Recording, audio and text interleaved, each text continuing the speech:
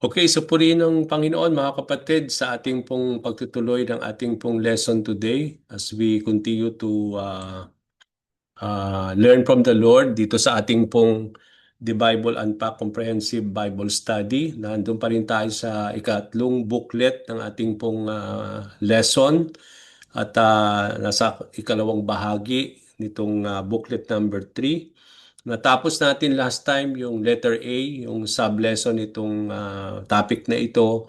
At napag-aralan natin last time yung Jesus Christ is the Son of God based on the general truth. No? Yung, makikita natin dito yung mga general truth that the Bible wrote regarding about Jesus Christ as being the Son of God. Nakita natin ito sa mga sinulat ni John at ng iba't ibang mga writer ng gospel. Ganun din naman sa mga sulat ni Pablo at napakarami pong mga passages na nagpapatunay generally that indeed Jesus Christ is indeed the Son of God. So today, itutuloy natin yung this wonderful truth. Ito yung ikalawang bahagi regarding the truth that Jesus Christ is the Son of God. But this is based upon the testimony. Yung unang part natin, we talk about yung general truth about this topic about Jesus Christ is the Son of God. Ngayon naman, titingnan natin ito when it comes to the testimony, yung mga napakaraming pagpapahayag or testimony na makikita natin sa Biblia na nagpapatunay at nagpapatotoo na si Jesus ay tunay na anak ng Diyos. So, unang-unang makikita natin na testimony dito sa ating pong lesson tonight is that the testimony of the God the Father. No? Mismong ang Diyos Ama ay nagpapahayag o nagpapatotoo o nagte-testify na si Jesus Christ is indeed His Son. Dito sa Matthew 3 verses 16 to 17 sa ating pong lesson today, no, sa ating pong manual, sabi doon, after Jesus was baptized, just as he was coming up out of the water, the heavens opened and he saw the Spirit of God descending like a dove and coming on him. And a voice from heaven said, "This is my one dear son, in him I take great delight." Okay, so dito natin makikita mga kapatid, no, itong katotohanan kung paano ang Diyos Ama na nasa langit at that particular time, no, na ay nagpapahayag when heaven was open and there is a voice from heaven, the voice of the Father, na nagpapahayag patungkol sa ating Panginoong Jesucristo. Ang sabi ng Diyos Ama, "This is my dear Son, in Him I take great delight." No, sa ibang mga translation, "In whom I am well pleased." Now dito, yung context itong passage natin sa Matthew 3:16, ito yung mga panahon wherein John the Baptist baptized our Lord Jesus Christ, no? At nung siya ay nabaptize ni Juan Bautisma, na makikita natin dito na Bautista na pagkaahon niya dun sa tubig, no, when he was coming out from the water, makikita natin dito yung when the heavens open and there is the Holy Spirit descending like a dove, no, and then coming upon the Lord Jesus Christ, and there is this voice of the Father testifying that indeed Jesus Christ is His dear Son. So ano yung mga makikita natin ditong significance na totoo o nagpapahayag ang katotohanan na si Jesus talaga ay anak ng Diyos. So dito natin makikita mga kapatid yung katotohanan. Number one is that yung regarding baptism, no? Ito yung nagsasabi sa atin yung kahalagahan ng baptism. From this example of the Lord Jesus Christ, makikita natin dito na ito yung context when he was about to start his ministry. Ito yung mga panahon na ito na bago siya mag-start ng ministry, pumunta siya kay John the Baptist to be baptized by him, no? At anong sinasabi nito sa atin? Ang sinasabi nito sa atin, no, is that, 'di ba, kung from the example of the Lord, no, we are all followers of Jesus Christ at lahat ng mga bagay na makikita natin sa ating Panginoong Jesucristo serves as a model for us to follow. So ano yung modelo na gusto natin tularan kay Lord? Yung bago siya mag-start ng ministry, nagpabaptize siya. Okay? So, ano sinasabi nito sa atin? So, ibig sabihin, kung tayo po'y maglilingkod sa ating Panginoon sa isang ministeryo sa kanyang katawan o sa kanyang iglesia, napaka-importante mga kapatid na magpabaptize muna tayo. No? Kasi from the example of Jesus Christ, doon natin makita yung example of how he submitted himself in baptism before he proceeded with his ministry here on earth. Na bago siya nag-umpisa ng kanyang ministry sa lupa, ay nakita natin yung great example na nagpabaptize siya kay John the Baptist. So another thing na makikita natin dito, no? So yung sinasabi ko nga, no, it is my encouragement na alam natin bawat isa sa atin tinawag ng Panginoon para maglingkod sa iglesia ng ating Panginoon.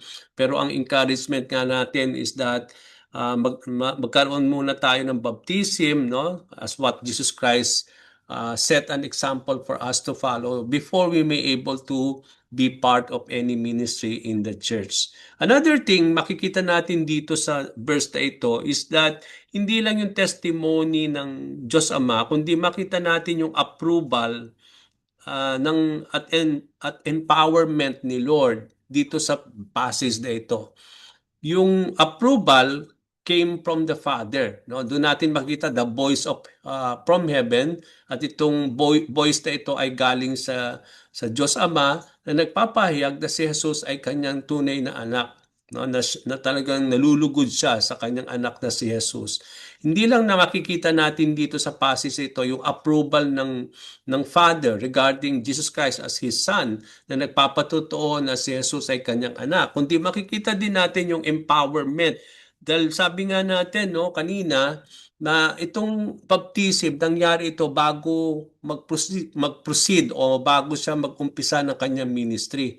So unang-unang nakita natin dito na bago mag-start si Lord ng kanyang ministry ay nag-submit muna siya sa baptism, no? At another thing na makikita natin dito yung empowerment of the Holy Spirit. Hindi lang nandoon yung approval ng God the Father regarding God the Son, but here comes the God the Holy Spirit empowering Jesus Christ, no? When he was about to start the ministry. So ano yung sabi dito? Sabi doon, no, nabuksan daw yung kalangitan and he saw, nakita ng ating Panginoon sa Kristo, the Spirit of God, no, the Holy Spirit descending like a dove coming upon the Lord Jesus Christ. So dito natin yung ito ang sinisimbolize itong Holy Spirit like a dove descending upon the Lord. Ang sinisimbolize niyan yung empowerment. No, because Jesus Christ now will do the ministry of the Lord. Napaka-importante rin na ma-empower siya ng Holy Spirit, no? At that particular time. To empower in the sense na alam natin dahil He is God Himself, He don't need to be empowered, but then because He is also human, no? Dahil alam natin 100% also siya as being human being. So napaka-importante that He need also to be empowered, no? Just like us. So ang sinasabi dito, hindi lang na ang encouragement natin na bago tayo mag-serve sa ministry ay magkaroon tayo muna ng water baptism, but also yung napaka-importante na sa ating pong ministry, napaka-importante yung ma-empower tayo lagi para ganapin yung mga ministry na ibinigay sa atin ng ating Panginoon. So dito sa passage na ito, makikita natin yung testimony of God the Father. Tinetestify niya talaga nung si Jesus Christ ay nagpabaptize na siya talaga yung kanyang anak kung saan nalulugod ang Diyos Ama sa kanya. So doon natin makikita yung from the testimony of God the Father Himself. Ito'y nagpapahayag yung katotohanan talaga na si Jesus ay anak ng Diyos. Hindi lang ito nakita natin na ipinahayag ni Matthew o yung mga ni John, no, at iba't ibang mga writer ng gospel, pati si Pablo at ilang ibang mga writer ng ng New Testament, but from God Himself makita natin yung testimony ng ating Diyos Ama sa langit na nagpapahayag sa katotohanan na si Jesus ay kanyang tunay na anak. So nandun yung divine approval ng Father and also the empowerment made by the Holy Spirit. Nandito rin natin makikita yung Trinity. from this example, no, from this Matthew 3:16 to 17, dito rin natin makikita yung katotohanan regarding the Trinity, God the Father, God the Son, and God the Holy Spirit. Isa sa mga passages na pinanghahawakan natin talaga yung itong Matthew 3:16 to 17 na nagpapatunay that there is three person in one God. Okay. Maraming nagtatanong saan natin makikita sa Bible that there is God the Father, God the Son, and God the Holy Spirit. So one of the important passages that we are holding always, proving that there is indeed three person in one God, talking about the Trinity, is ito yung baptism ni Jesus Christ. Kasi makikita natin dito yung the triune God, no, in this one setting. Nakita natin the Father, no, and also the Holy Spirit descending like a dove coming to the Lord, and we come to see also Jesus Christ at that particular time. So doon natin makikita yung the Trinity revealed, no, the Father, the Son, and the Holy Spirit all present at this particular time, and they are all active.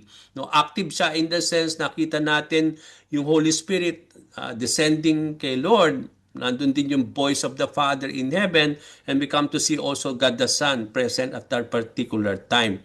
So doon natin makikita yon, no? So dito makita natin din dito yung obedience and humility ng ating Panginoon, no? Yung Jesus willingness to be baptized by John despite wala naman talaga siyang kasalanan, because at that time, di ba, alam natin yung baptism ni John the Baptist is a baptism of repentance. Di ba? He was calling sinners at that time to repent and for them to be baptized in water, no? So it is a baptism of repentance. So when Jesus Christ came to John the Baptist, hindi sinasabi dito na meron siyang kasalanan, no? But then makikita natin dito yung willingness ni Lord na magpabaptize o magpasubmit, no? Despite na siya ay walang kasalanan, sabi nga, to demonstrate obedience to the Father, and also dun niya i-demonstrate yung kanyang humility and for the sake of righteousness. Di ba nga, sabi nga ni John the Baptist kay Lord, no? Bakit ako ang kailangan magbaptize sa iyo? Dapat ako nga i-baptize mo. So, di ba sabi nga ni Jesus Christ, let it be for the process, no, for the sake of righteousness. So there's a process that it needs to, sabi nga natin, but also one good thing here is because nagiiwan siya talaga ng modelo para ipollow ng kanyang mga tagapagsunod. No, kaya doon natin makikita yung example of the Lord Jesus Christ that we need also to be baptized in sa water, no, that symbolizes our obedience and humility and to follow the example of our Lord. So nandito yung affirmation, no, ng Father kaya sa kanyang anak na si Jesus na nagpapahayag talaga na katotohanan at dito natin makikita that God Himself is testifying, siya yung nagpapatutuo. No? Kaya nga sometimes minamaliit natin yung patutuo ng mga writer of the Bible concerning about the Lord. But here we cannot really sabi nga natin maliitin ito is because it is God Himself, no, who is testifying in this passage at pinetestify niya talaga na si Jesus ay kanyang anak. So walang alinlangan na talagang there is this affirmation and approval of the Father, and there is also the empowerment of the Holy Spirit at that particular time, no? So doon natin makikita yon.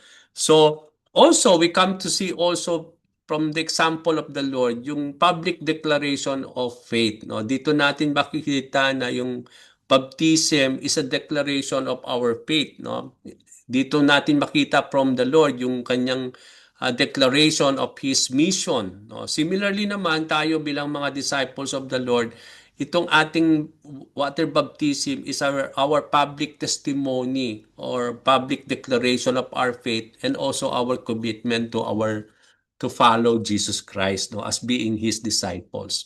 So the first thing, as a testimony, no, sino yung nagpapatotoo? So God Himself is testifying. Siya yung nagpapatotoo na si Jesus ay tunay na anak ng Diyos. So pangalawa, makikita natin dito, no, second thing, that it is indeed testifying, no? Although wala po dito sa ating pong lesson dito is that also, second thing, kung ang Diyos Ama ay nagte-testify na si Jesus ay kanyang anak, then the same thing when it comes to the second person in the Godhead, and that is what? The Holy Spirit. Although wala dito, no? But then titingnan natin dito, even the Holy Spirit is testifying that indeed Jesus is the Son of God. No, hindi lang ang Diyos Ama ay nagpapatotoo na si Jesus ay kanyang anak, na nakita natin dito sa passage natin sa Matthew 3:16 to 17, but then makita rin natin sa 1 John chapter 5 verses 5 to 8 yung testimony naman ng Holy Spirit regarding patungkol sa ating Panginoong Jesucristo na nagpapahayag din na si Jesus ay anak ng Diyos. So, let me read it. Wala dito sa ating pong manual yan. Sabi dito, 1 John 5 verse 5 and 8, 5 to 8, who is it that overcomes the world except the one who believes that Jesus is the Son of God? Sabi doon, this is he who came by water and blood, Jesus Christ, not by water only, but by the water and the blood. And the Spirit, sabi doon sa verse 6, no? 6b, and the Spirit is the one who testifies, sabi ni John, no? Because the Spirit is the truth. For there are three that testify, the Spirit, the water, and the blood, and these three agree. So dito natin makikita na John, ipinapahayag ni John na even the Holy Spirit is testifying also regarding about the truth concerning about Jesus Christ, no? That He is indeed the Son of God. Okay, so yun yung makikita natin dito, si John, ipinapahayag niya, no? At tayo daw, no? Alam natin, di ba, si Jesus Christ who had really overcame the world. Di ba, natatandaan niyo yung passage, sabi nga ni Jesus Christ sa kanyang mga disciples, no? That in this world, there will be so many troubles, no? Sabi niya, but take heart, I have overcome the world. So, alam natin na Jesus Christ overcame the world, no? But here, sinasabi ni John dito sa 1 John 5 verse 5, who is it that overcomes the world except the one who believes that Jesus is the Son of God? So tayo pala, we can overcome the world when we believe that Jesus Christ is the Son of God. No? So yun yung ating somehow that will help us to overcome our belief or our faith will help us now to overcome the world, and that faith is about Jesus Christ is the Son of God. No? So doon natin maliwanag po yun. No? And then, na hindi lang ito pinapahayag ni John na indeed that through our faith that talking about Jesus is the Son of God, but also sabi doon, it is the Holy Spirit also is the one testifying about it. That it is the Holy Spirit also testifying, who is the Spirit of truth, that indeed Jesus is the Son of God. So hindi lang po na ipinapahayag natin yan, mga kapatid, ng ating mga labi na Jesus is the Son of God, na ating pananalig ay anak siya ng Diyos, kundi na ipapahayag natin yan is because of the Holy Spirit that is upon us, no? The Spirit of truth.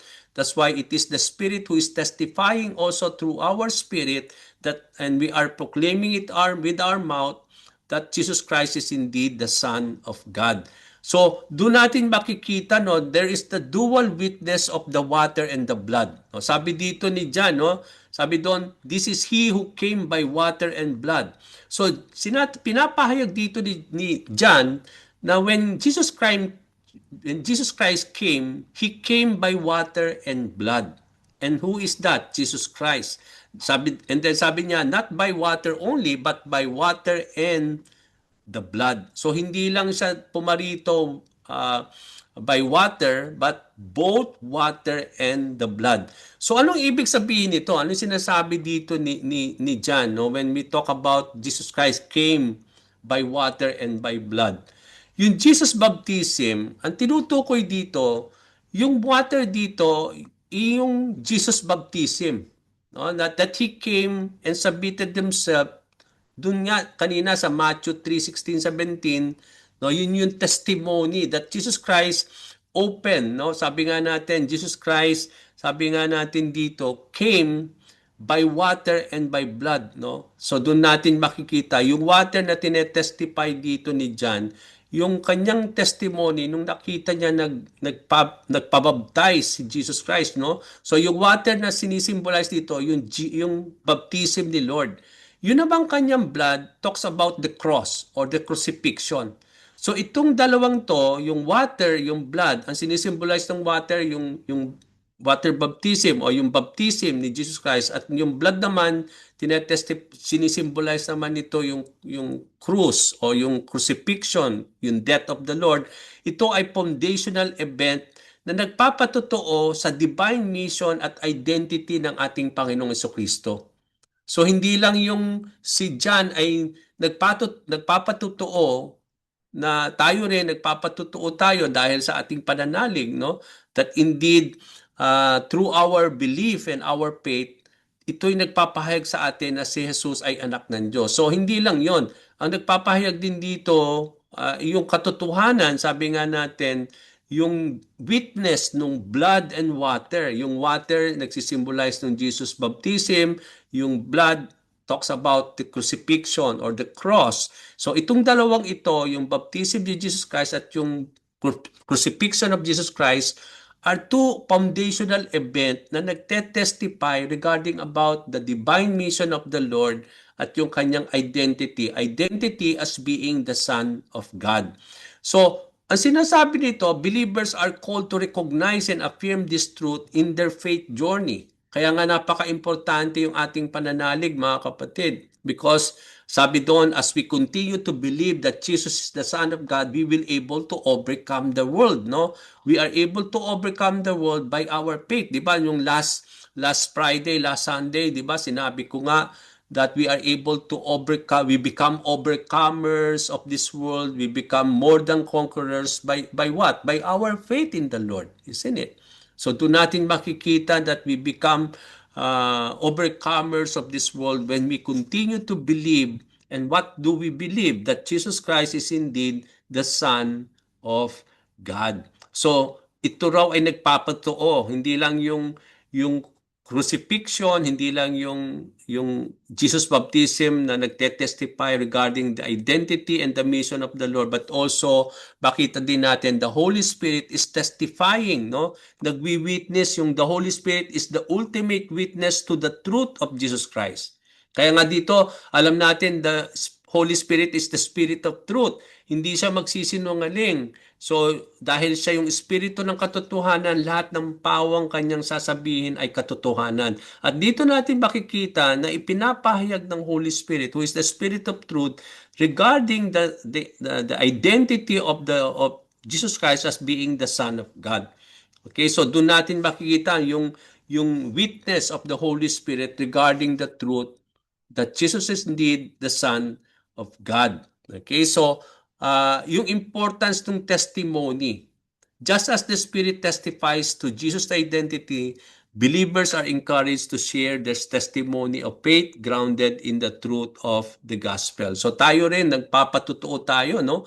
Kung si John nagte-testify siya dito, ganun din naman makita natin yung event, yung foundational event in the life of the Lord, yung kanyang baptism, yung kanyang crucifixion, nagte-testify yon patungkol sa ating Panginoon. De lalo tigit sa lahat tayo bilang kanyang mga disciples, isn't it? That we are called also to testify.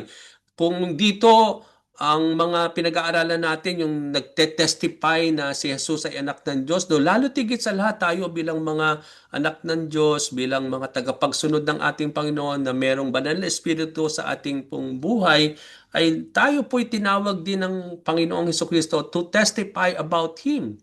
Na isa sa mga tinetestify natin dapat sa ating mga bibig ay yung katotohanan na indeed si Jesus ay tunay na anak ng Diyos. So doon natin makikita, no, yung nire-reflect natin yung significance ng sacrifice ni Jesus, na nandoon yung kanyang dugo, no, at makikita natin dito yung katotohanan na nagpapahayag dito na si Jesus is indeed the Son of God. Okay, so doon natin makikita, no? So yung spirit, so sabi dito ni John, no, for there are three that testify. Sa verse 7, sabi doon, ano yung tatlong nagte-testimony? Yung Holy Spirit, yung water, at yung blood. At ang sabi dito, these three agree together. So nag-a-agree siya, no? 'Di ba? Sabi kanina sa 1 John 5:8, sabi doon, sinabi dito ni John, this is he who came by water and blood. And then also he talks about the Holy Spirit, who is the Spirit of truth. And then sabi niya doon, for these three that testify. So ito yung tatlong nagte-testify kay Jesus sa katotohanan patungkol kay Jesus, na siya ay yung water, talking about baptism. Yung pangalawa, yung blood, talking about the crucifixion or the cross. Yung pangatlo, yung Holy Spirit, no? Itong tatlong daw na ito, sabi ni John, ay nagpapahayag, nagte-testify, at yung spirit, water, and blood. And these three agree, no? Nag-a-agree. They are one in agreement, testifying that indeed Jesus is the Son of God. Okay, so yun yung sinasabi natin dito. Okay? Now, let's go now to the next one. So, nakita natin, Diyos Ama, nagpapahayag kay Jesus na siya ay anak ng Diyos. Yung Holy Spirit, nagpapahayag din na siya ay anak ng Diyos. What about Jesus Christ? So here, sabi dito sa pangalawang natin, Jesus Christ Himself testified to be being the Son of God. Siya mismo rin si Jesus, marami siyang claim, marami siyang mga passages in the gospel na kine-claim niya na siya talaga ay anak ng Diyos. Kasi come to think, kung hindi siya talaga anak ng Diyos, paano i-claim ni Lord? No? Kaya nga pwede siyang akusahan ng blasphemy ng mga religious leaders at that time, kasi yun nga yung parang nakikita nilang parang hindi nila matanggap kay Lord, na they charge him of blasphemy because inaangkin niya na hindi lang ang Diyos ay kanyang ama, kundi inaangkin niya that He is indeed Son of God. Okay, kaya nga hindi nila matanggap yon. So, but then here, makikita natin yung katotohanan na si Jesus mismo ay nagpapahayag na siya'y anak ng Diyos. So, paano natin makikita yan? Sa Matthew, sabi doon sa Matthew 26 verses 63 to 64, but Jesus kept silent. No? Ito yung mga panahon na tinatanong siya ng high priest, but then he remained silent. And then itong high priest answered and said to him, I put you under oath by the living God. Ito na yung mga panahon na dinakip na si Lord, di ba?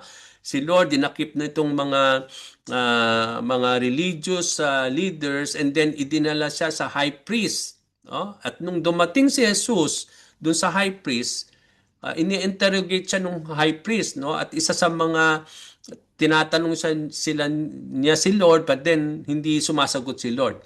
And then, ang sabi dito sa verse 63 to 64, sabi doon, and the high priest answered and said to him, no? Sumagot uli itong high priest as sinabi niya kay Jesus, I put you under oath by the living God. Tell us if you are the Christ, the Son of God. So mismo yung high priest ang nagtanong kay Jesus, no? Na you are now under oath, sabi niya, no? You are under oath by the living God, no? So kaya sabi niya, tell us if you are, kung ikaw ba talaga ay yung Mesiyas o yung Kristo na anak ng Diyos. Ano sabi ni Lord? It is as you said. Okay, so kagaya ng iyong ipinapahayag, no? So although indirectly siya na hindi niya sinabi kagad, hindi niya indirectly that yes, no, but then ang sinasabi dito ni Jesus Christ, it is as you said. So doon natin makikita na si mismo ang ating Panginoon, hindi lang dito sa Matthew 26:63 to 64, na makikita natin yung mga claim ni Lord that indeed He is the Son of God. But then marami pa po mga passages, no? So dito sa Matthew 26:63 to 64, ano yung makikita natin dito? Makikita natin dito that Jesus silence before His accusers demonstrate His strength and control, no? Many times, no, makikita natin ng kalakasan ng isang tao hindi dahil sa madaldal siya o palasagot siya or anything, but sabi nila yung power of silence, no, is the true strength and when we talk about, it talks about control. Okay? Di ba, isa sa mga characteristic ni God, ni Jesus Christ, is that He is meek and gentle. Okay, di ba? Siya ay meek, very gentle si Lord. Sometimes, when we talk about meekness and gentleness, parang akala natin yon parang more of weakness yon, na parang walang strength. Kasi parang meek lang siya, or yung parang very humble, nandun yung humility lagi, no? Kaya kapag nakakita tayo ng isang tao na very humble and meek and gentle, parang akala natin hindi marunong magalit ito, or anything. But when we talk about that, there is indeed, sabi nga natin, power when we talk about silence, no? At dito natin makikita that yung silence can be a strength. Kasi in the Bible, when we talk about meekness and gentleness, it is power in control. Yung para bang sabi ko nga I believe I already set this an example and illustration to all of you, na parang 'di ba yung wild horse, hindi mo siya masasakyan yon, no? Na laging wild yon, no? Kaya hindi mo siya talaga mapapaamo talaga, or masasakyan yung kabayong yon. So, kailangan mo siyang i-tame, no? Para masakyan mo yung kabayo na wild, no? And there are moments na kapag na-tame mo yung kabayong yon, hindi ibig sabihin na wala na yung kanyang strength, no? Yung kanyang wildness. Nandun lang yon. Kaya parang na-control lang, okay? Parang na-tame lang. So that is the same thing when it comes to the Lord, no? Yung kanyang silence dito nung tinatanong siya nung high priest, no? Nung hindi siya sumasagot, it doesn't mean na talagang makita natin dito yung parang negative yung dating sa atin when we talk about being silent. But I believe that there is indeed power, no, and strength even when you are silent, no. In situation of false accusation or misunderstanding, believers can find strength in responding with calmness and trust in God, no. Doon natin makikita dito na sabi nga natin, imbis na ipalabas mo yung galit mo o yung lakas mo, 'di ba? Yung kapag may kaaway ka, but instead you just try to be silent lang and submitted yourself, because parang ang sinasabi dito, you find strength and just responding with calmness and with meekness, because ipinauubaya mo sa Diyos yung dapat siyang mag-vindicate sa iyo, no? Hindi mo kailangang itaas yung sarili mo. I believe it is the Lord who will vindicate us. No, para ipakita yung para lang ipakita natin yung sabi nga natin, yung kunyari, yung when you are being sabi nga natin, yung kapag merong mga ganung bagay na hindi maganda, we try to make even, di ba? Pinakikita natin yung strength natin, no? Ayaw nating magpakita na parang malamya tayo or tahimik lang tayo kapag nire-revile tayo o meron ng mga bagay na sinasabi patungkol sa atin. But even though, that is the true character of the Lord. Here, He can show that His power here, no? Even He can show that He is God here, so that the high priest will know that He is God. Pero hindi niya ginamit yung power niya dito, no, na para to prove Himself dun sa harap ng high priest, but He just make Himself so humble and even so silent at that time, no? So silence and humility is not a sign of weakness, no? But that there is power there, but it is under control, no? Allowing and submitting it to the Lord. So ganun tayo, and I believe that is the same thing that the Lord is teaching us here. So dito natin makikita yung Jesus' action during His trial fulfill Old Testament prophecies, no? Ina-affirm niya dito His identity as the Messiah.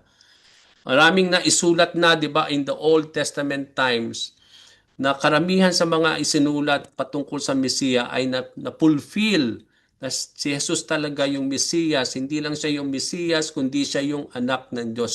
So dito natin makikita, even last time we talk about yung Mark, no? Yung umpisa pa lang ng chapter 1 nung Mark, no? Makita natin dito, ipinapahayag na kagad ni Mark that indeed Jesus Christ is the Messiah, the Son of the living God, no? Doon pa lang pinapahayag na kagad ni Mark, doon pa lang sa umpisang-umpisa ng kanyang writing, na ipinapahayag na dito that indeed Jesus Christ is the Messiah is because ang gusto niyang i-point doon is because all the Testament writings talks about the coming Messiah. At sino itong Mesias na ito?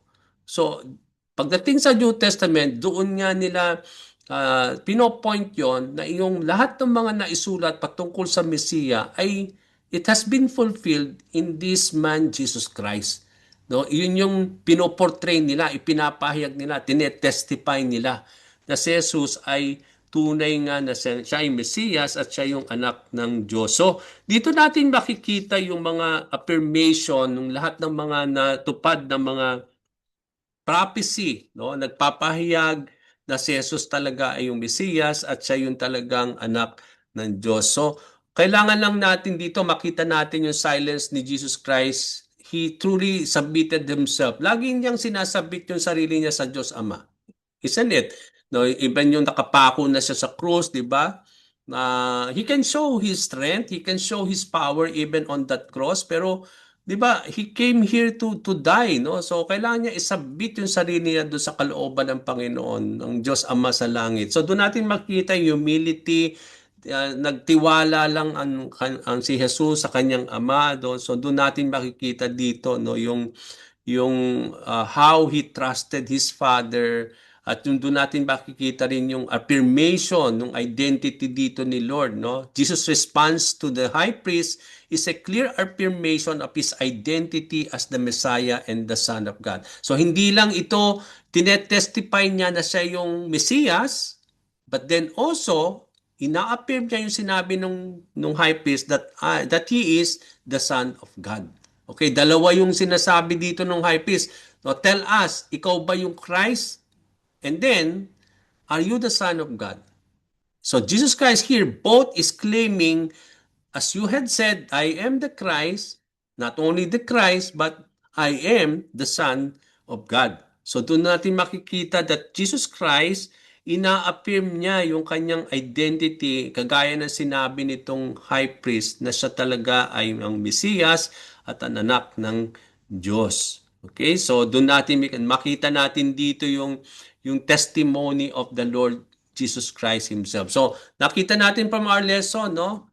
Testimony of the Father, testimony of the Holy Spirit, and also Jesus Christ testify about himself that indeed he is the Son of God. Another testimony na makikita natin from the Bible na nagpapatotoo na si Jesus ay anak ng Diyos, yung other testimony, no? Sino yung mga others na yan? Also who testified that Jesus being the Son of God.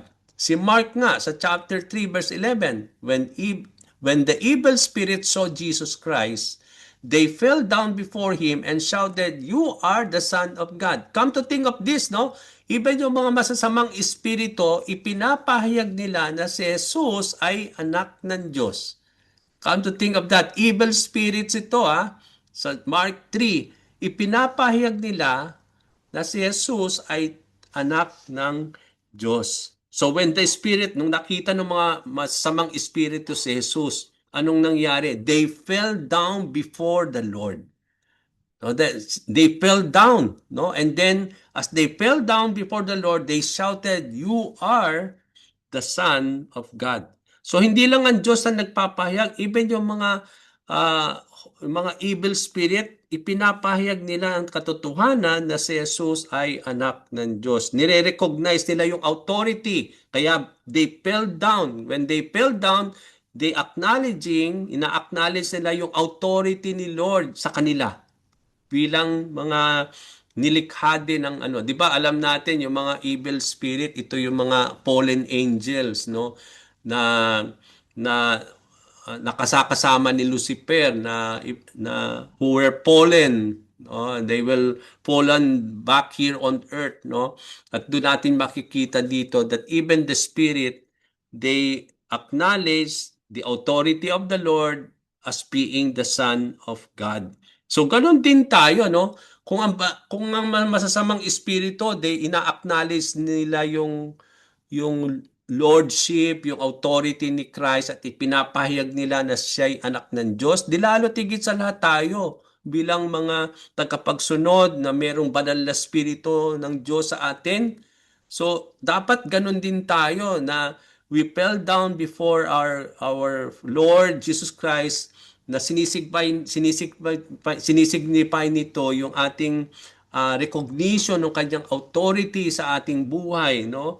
At ipinapahayag natin as we bow down, ipinapahayag natin that Jesus Christ is indeed the Son of God. Kasi lalo tigit sa lahat dapat sa ating nagmumula yun eh. Kung yung mga masamang espiritu, yun ang ginagawa eh. No, lalo tigit sa lahat tayo bilang mga anak ng Diyos, bilang mga tagapagsunod ng ating Panginoon. So dito natin makikita yung confession nung unclean spirit confession challenges us to boldly proclaim Jesus as the Son of God in our daily lives. Yun nga yung challenge sa atin dito, no? Kung yung mga evil spirit nga ipinapahayag nila si Jesus, ina-acknowledge yung authority, lalo tigit sa lahat dapat tayo mga kapatid. Okay, nandun yung divine authority ni Lord na Jesus Christ is indeed the Son of God and it shapes our understanding of His mission and our relationship with our Lord. So yung reaction of the unclean spirit serves as a testimony to Jesus' power. We are called to be witnesses of His transformative power in our lives. So, second other, hindi lang yung evil spirit ang nagpapahayag na about the authority and also the truth about Jesus Christ as being the Son of God. Sabi din dito sa John chapter 1 verse 32 to 34. And sabi dito, and John gave this testimony, I saw the Spirit came down like a dove from heaven and stay on him. I still did not know that he was the one, but God, who sent me to baptize with water, had said to me, you will see the Spirit come down and stay on the man. He is the one who baptizes with the Holy Spirit. I have seen it, said John, and I tell you that he is the Son of God. So sino itong nagbibigay testimony dito? Si John the Baptist himself. Okay? Di ba alam natin nung pumunta si Jesus sa kanya para magpabaptize, after nung nabaptize si Jesus Christ ni John the Baptist, nakita niya yung scenario na yon, yung vision na yon wherein the Holy Spirit coming down to him and then there's the voice from heaven. Yun yung pinapahayag ni John dito sa John 1:32-34. Sabi niya, I saw the Spirit coming down like a dove from heaven and stay on the Lord. Kasi yun nga yung sinasabi ni Matthew kanina, no?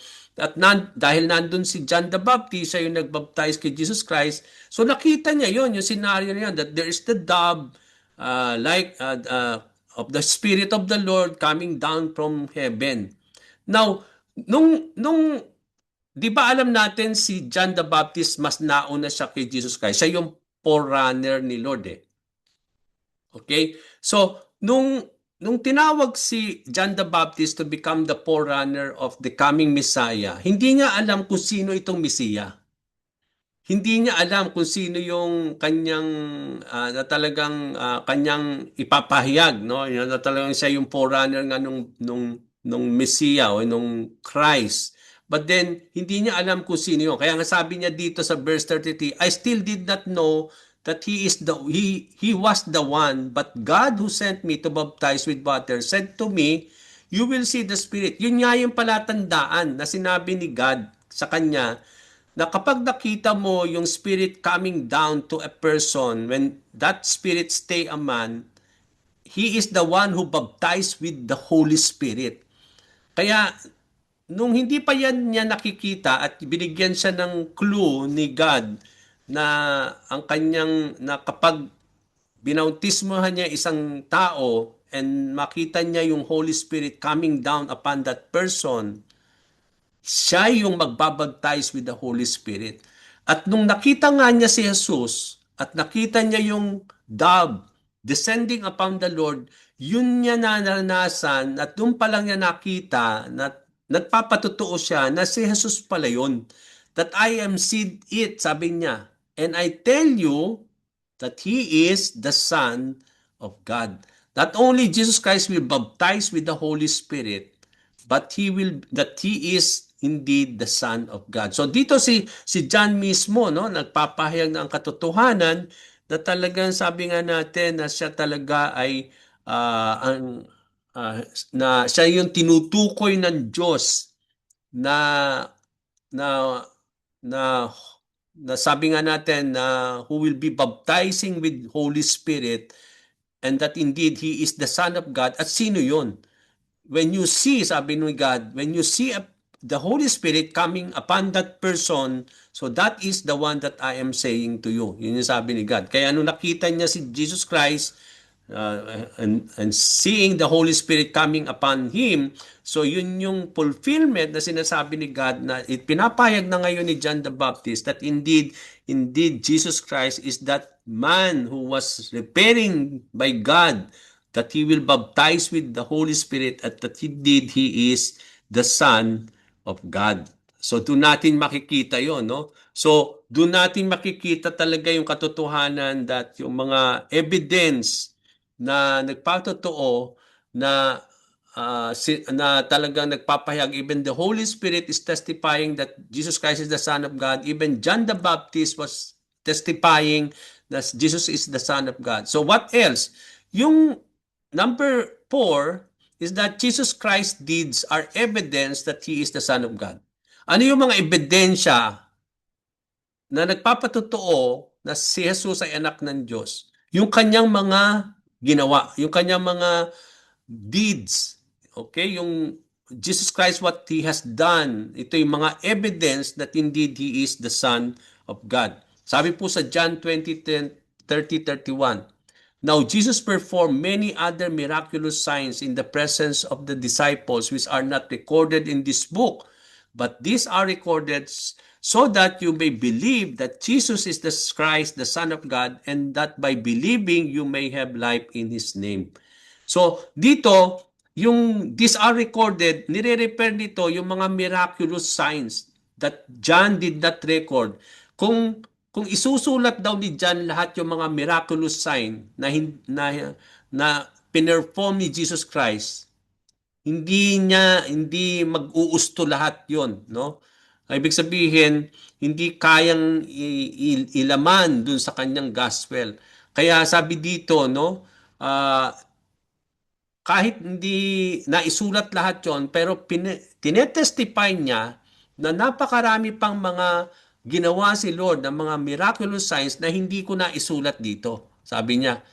Kaya lang, but these are recorded, yung mga naisulat ko dito, ng mga miraculous sign, yung mga signs and wonder na ginawa ni Jesus, ito'y nagpapatotoo, sinasabi ni John, that so that you may believe.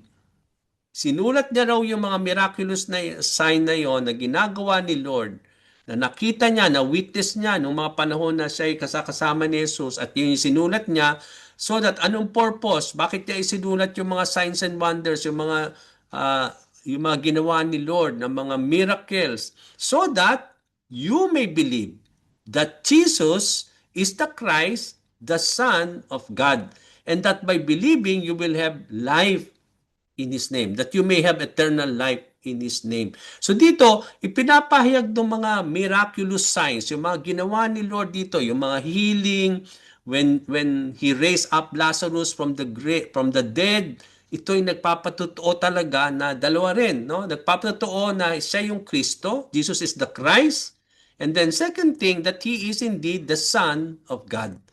So, He is the Christ and that He is indeed the Son of God. So lahat ng mga miracles na yan, yung mga isinulat sa gospel, no, yung when he made the blind to see, 'di ba? The lame walk, 'di ba? Yung mga dead, they rise again, no? So ito yung mga miraculous signs, mga signs and wonders that only God can perform, no? No other can perform that. So ibig sabihin, itong mga ginawa na ito, na mga miracle, ay nagpapatotoo din, na nagpapahayag din na si Jesus ay anak ng Diyos. Na siya nga yung Kristo na anak ng Panginoon. At yun nga itinetestify ni John, na tinetestify din ng mga ginawa ni Lord, yung mga signs and wonders na nagpapahayag din na na ito ay nagpapatotoo na si Jesus ay ang Kristo at siya yung anak ng Diyos. So, makita natin dito. And then, Sabi din dito, yung other events of Jesus Christ incarnation are further evidence. No? Yung mga nakakita rin nung incarnation ni Lord, ito rin ay nagpapatotoo regarding about the truth that indeed Jesus is the Son of God. No? Ito yung nagpapatotoo din of further evidence. Sa Matthew 27, verse 54, sabi doon, Then Jesus cried out again with a loud voice and gave up his spirit. Just then the temple curtain was torn into two. Ito na yung nakapako na si Jesus, di ba? When he was about to die, he make a loud voice and then gave up his spirit. Just then the temple curtain was torn into two. So nung namatay si Jesus, when he gave us spirit, yung thick veil separating the holy place to the most holy place. Okay? Nasabi ko nga, yung high priest, once a year lang siya pwedeng pumasok to the most holy place, no? But kaya hindi siya pwedeng pumasok, no? Kaya nga makikita natin dito yung thick veil na yon was torn from top to bottom. The earth shook and the rock were split apart and tombs were opened and the bodies of many saints who had died were raised. Okay? So, sabi po sa verse 54, Now when the centurion and those with him who were guarding Jesus saw the earthquake and what took place, they were extremely terrified and said, Truly, this one was God's son. So dito natin makita yung mga further evidences, no? Itong mga Roman centurion na ito, hindi naman sila talaga mga Hudyo. Sila yung mga Romano at makikita natin dito nung experience nila lahat-lahat. When they saw Jesus Christ there dying, and then when they saw everything, even when they saw the earthquake at yung mga nangyari, what took place on that cross, sila'y nagpapahayag din at nagpatotoo na ito nga talaga ay anak ng Diyos. Okay? So another thing, Romans 1, verse 3 to 4, and this is where we will end. Sabi doon, it is about His Son, our Lord Jesus Christ, as to His humanity, He was born a descendant of David. As to His divine holiness, He was shown with great power to be the Son of God by being raised from dead. So, yung Jesus Christ's resurrection is a powerful testimony, mga kapatid. It is a power testimony na nagpatotoo na siya'y talagang anak ng Diyos. At yun yung pinatotoo dito, na sinusulat ni Pablo, ni Paul sa Romans 1, 3 to 4 na he was talking about his son, Jesus Christ. Sabi doon, he's talking about his son. And who is this son? Our Lord Jesus Christ. Sabi doon, as his humanity, he was born as a descendant of David. As to his divine holiness, he was shown with great power to be the Son of God by being raised from the dead. So, Jesus Christ is the Son of God by what evidence? By the evidence of the resurrection. So, yung resurrection ni Jesus Christ is a clear evidence, mga kapatid, a further evidence na nagpapatotoo, nagpapahayag na si Jesus talaga ay anak ng Diyos nung siya'y nabuhay na muli, no, sa kamatayan. Ito ay very clear and further evidence na nagpapatotoo, na nagpapahayag sa katotohanan na si Jesus ay anak ng Diyos. So I hope and I believe, no, dalawang part ito. Bakit naniniwala tayo? Merong mga naisulat, yun nga yung general writings, mga general truths, sa first part. Pangalawa, why we believe is because yung mga napakaraming testimony, no? Napakaraming nagpapahayag, no? Mga further evidence, no? Yung ginawa ni Lord, yung mga nag-testify, si John the Baptist, yung even the evil spirit, and more than all of this is that the testimony of the triune God concerning about Jesus Christ, the testimony of the Father, the testimony of the Holy Spirit, and the testimony of Jesus Christ Himself. And all this testimony of the triune God proves, no, nagbibigay ng katotohanan na si Jesus talaga ay anak ng Diyos. Okay? So I hope you have fully understood itong ating pong lesson. Okay, so let me stop the recording.